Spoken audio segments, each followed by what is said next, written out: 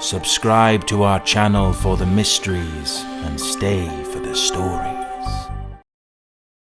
We as humans largely think of aliens as science fiction. They fascinate and sometimes terrify us, even in television and films. There are whole genres of fiction devoted to them, from graphic novels to video games and even computer simulations. The idea of extraterrestrial life is both terrifying and compelling, and it has captured our collective imagination for generations. So what exactly is it about otherworldly life forms that are so intriguing to think that we are not alone in the universe? And what are the chances of aliens actually visiting us here on Earth? We've heard numerous stories of people who are convinced they've had encounters with, or even been abducted by extraterrestrials, and there are phenomena on Earth for which we just can't explain. But what if it is smaller than that? Let's take a step back and stop imagining War of the Worlds and E.T. for a moment, and start with what we actually know. First of all, we need to ask, how are we defining life? Although it seems like an obvious question, we definitely consider that, say, robots are not alive, even though some of them may move or sound as though they're sentient. And, actually, there are over 100 definitions as to what life actually entails.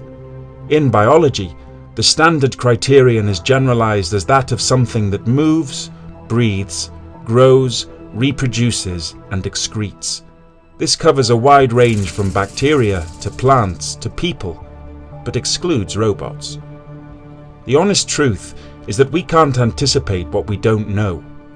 Although we expect to recognize life when we see it, chances are that alien life forms wouldn't be made of the same molecular structure, carbon, nitrogen, etc., that we know organic beings to be made of on Earth. When looking at the big picture, we don't even know all that much about life on Earth. The mysteries of macro and microbiology are still being unraveled, and anything we can't see, we can't study. This means that the possibility of life existing, either on Earth or in space, which we don't know about because we can't see, is greater than we might imagine. There is an argument, for example, that silicon has the potential to be one of the building blocks of life. It functions in a similar way to carbon, and along with iron, oxygen, and magnesium, makes up 90% of what's on Earth.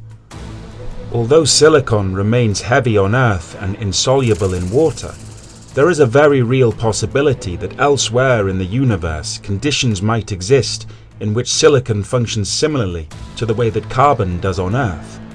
It has the potential to be one of the building blocks of life on other planets, and such life could even potentially survive here on Earth given the right circumstances. So on the level of microbiology, we know that other forms of life could exist. Perhaps we might even believe that there is life on other planets, but certainly that extraterrestrial life hasn't come here to Earth, and it would be incredibly unlikely to survive if it did. So what do we actually know? Let's consider what science has to tell us about the likelihood of other life existing, and its ability to survive on Earth. First of all, we know that we have found evidence of life-forming carbon molecules on meteorites which have crash-landed on our planet. In fact, scientists found what they believe to be fossilized microbes on an Antarctic meteorite in 1996. This was code for alien fossils. There was organic carried to Earth from outer space, a positively good sign that life exists out there. On the microbial front, there is in fact a great deal of evidence for life, even within our own solar system. The red trace we see around Jupiter's moon, Europa, is thought to be due to the now frozen bacteria, which plays a part in the red tinge the moon gives off, similar to the infrared qualities of some earthly bacteria. Sulfur traces on Europa also point towards being the waste product of bacterial colonies. Similarly, if we turn to Mars, a number of scientists believe that the methane in the planet's atmosphere is a sign of microbial metabolism. Russian scientists speculate that the radiation-resistant bacteria Deinococcus radiodurans evolved on Mars, where it would be subjected to and learned to survive several thousand times the radiation dose it receives on planet Earth. The Viking Mars landers thought they detected signs of microbiotic life in 1976, and there have even been hints of microbial existence in Venus's clouds as well. Although solar radiation and lighting storms should theoretically be creating an incredible amount of carbon monoxide, something is clearly removing it from Venus's atmosphere. Scientists suggest that while the surface of Venus itself is seemingly too hot to be inhibited by organic life, its atmosphere is much cooler and more hospitable to life. But what about aliens?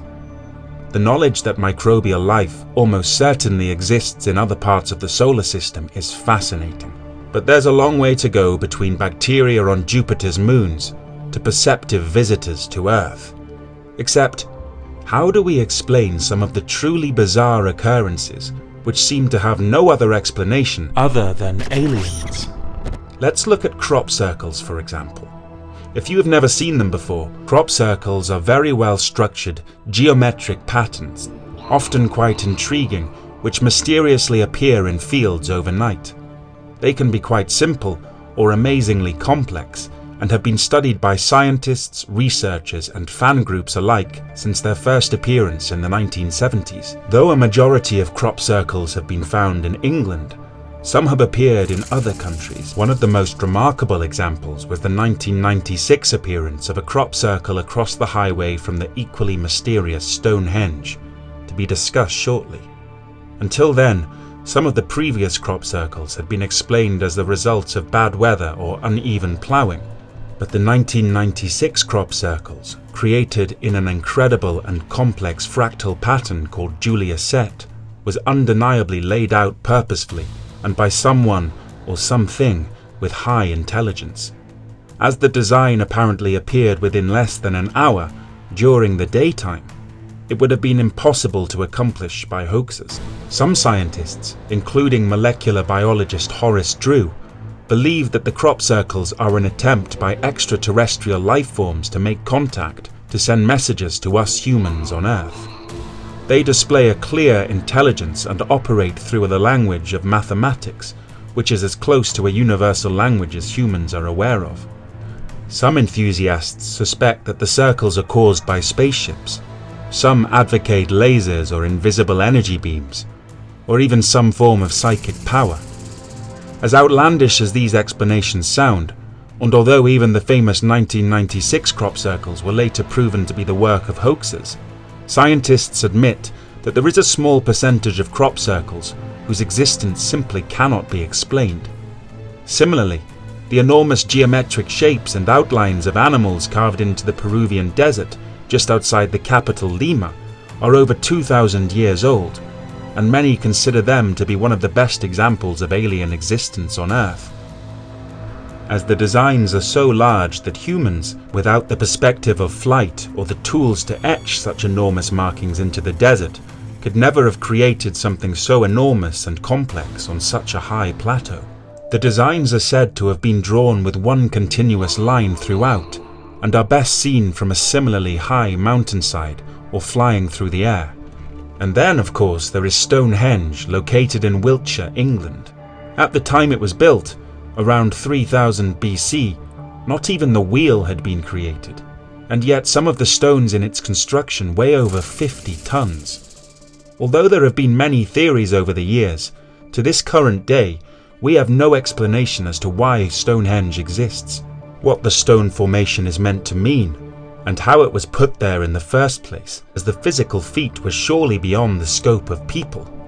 So where does all of this leave us? We know that it is possible for biological life to exist in other places than on Earth. In fact, it is estimated there may be hundreds of thousands of life-bearing planets in our galaxy alone. Researchers have done the math to determine how many planets might lie within what they call the habitable zone, a distance in relation to a star like our Sun for which water could exist as liquid and photosynthesis would be possible. The results of these calculations suggest that there may be as many as 10,000 civilizations in our galaxy with the ability to communicate, and some may be only a few hundred light years away. This seems like an enormous distance, of course, but in the grand scheme of things, and with the infinite technological possibilities that must also exist in other civilizations of different ages and at different stages of development, the probability of being contacted by other conscious beings is not as unlikely as we might think. But will we understand them? Understandably, the possibility of us interpreting an extraterrestrial message if they do make contact with us is not very great. Stanislav Lem's seminal book, His Master's Voice, suggests that if aliens do make contact with us, we will struggle to overcome two nearly insurmountable barriers, a linguistic one and an intelligence one.